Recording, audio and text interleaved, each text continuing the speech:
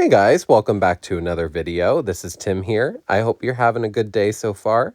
So today's video is going to be a part one of two, hopefully, talking about how I deal with my creative process and art block and how I have managed to use that time as a time of growth and reflection rather than turning it into something that is so frustrating because honestly, it is so frustrating when you want to create something but don't either have an idea for it. I know sometimes like I like to I overthink like everything, and sometimes I can't figure out what I want to paint. I can't figure out what colors to use. I don't know what direction to go. And I thought it might be kind of nice to talk about how I get through that and maybe give some ideas or tips to help you get through it too. And I wanted to mention too, what you're seeing here in the background. At some point, I would really like to create a rose tutorial, and that was the original goal for this. But I realized halfway through there was just way too much going on for me to like talk about every single thing that I was doing. So I thought it might be kind of nice just to give like a visual and show my rose process because I paint a lot of flowers. It's probably my favorite thing to paint. So the first thing that always happens when I start getting art block or some sort of creativity block is either when I'm way too tired, I'm really stressed out, or thinking way too hard, or some sort of weird combination of all three because I am always tired. Tired is like my neutral state of being. So getting a good night's sleep is one of the best things I can recommend. Sleep plays such a big part of your everyday, and when you're tired, a lot of things just don't happen. So another thing is when you're painting or doing anything creative is to make sure that you're taking breaks while you're doing it. Don't just sit and paint straight for 8 hours at one time. I like to take a point and stop every 1 to 2 hours and kind of just move around a little bit because I know sometimes my attention span can wane, especially if there are other things that I need to do, like cleaning or, go to sleep like when I should. Because I know when I start to get really tired or bored, my creativity level goes down and I start to feel really self conscious. And then my anxiety hits, and maybe that can be another video talking about how to deal with anxiety as an artist because that struggle is also real and will also play into a little bit of art block. So trying to avoid that situation is definitely the key. Self-care is so important.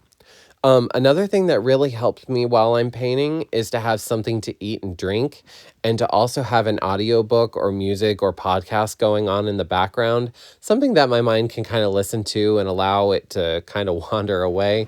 I know like when I'm painting, I love to listen to audiobooks, and I've got a visual imagination, so while I'm painting, I can also kind of, if I'm listening to a story, I can see what's happening at the same time. It's a lot easier than like trying to watch TV, because I find that to be like impossible.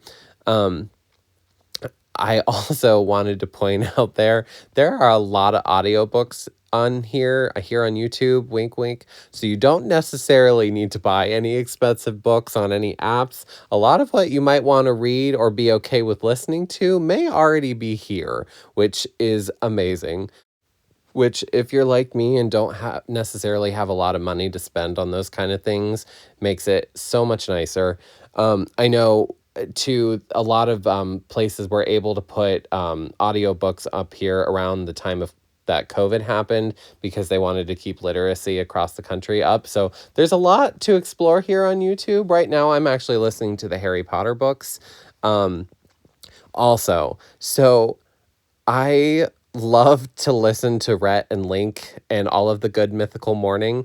That show is so hilarious and a really fun to watch and to listen to in the background. And shout out to you guys because you guys have gotten me through a lot of bad days. I am so glad I found them. They've been so much fun. So if you need like a lighthearted laugh, that would be a wonderful show for you to listen to. And I think their podcast is called Ear Biscuits. I also like to listen and watch a lot of Trixie and Katya, so if you're definitely in a need for a laugh, they're definitely hilarious. So another thing that helps me get through a creativity block is to paint something in a completely different style and possibly using a different brush. Sometimes we get used to doing the same things or similar things over and over, that sometimes doing something else in a completely different style or a different color palette with a different subject can kind of help reinvigorate or give you a new inspiration, especially when you come back to painting what you do love. It can kind of change your perspective on things. I know I learn a lot when I drastically change what I'm doing, especially going from like super structured character drawings to landscapes and flowers. I learn a lot when I change, and I can take what I've learned there and apply it to my other paintings, which is just, it really helps to get the creative juices flowing. And I know when you're feeling unmotivated, sometimes it's a really okay not to create anything. If you feel like, especially in today's day and age, that you feel like you're just creating to post, or you feel like you're being forced to create to post, don't do it. Don't do it at all. I know I create a lot of things and put them away until a point where I don't feel self-conscious about it. Or maybe when, I just want to hold certain things for myself for a little while. And taking that critical voice in your head, you just got to say, I hear it. I understand what it is, but we're just going to do something else. Don't push yourself into making something when you don't want to or don't feel like it. Sometimes it helps me too. If I don't want to create anything structured, or maybe I want to paint, but I don't know what to paint, or just want to have my hand moving. Sometimes I just pick colors off the palette or the color wheel, and I pick a palette or brush I've never used and just start putting color down for no rhyme or reason. Sometimes it's just nice to scribble. Something else I wanted to add quickly too, after talking with a friend, it really helps, like, especially if you have like an Etsy shop or a Redbubble shop or Shopify or Printify, to keep like small goals for yourself and to try to hit those small goals rather than trying to do a bunch of things at once, because sometimes that can be super stressful as well.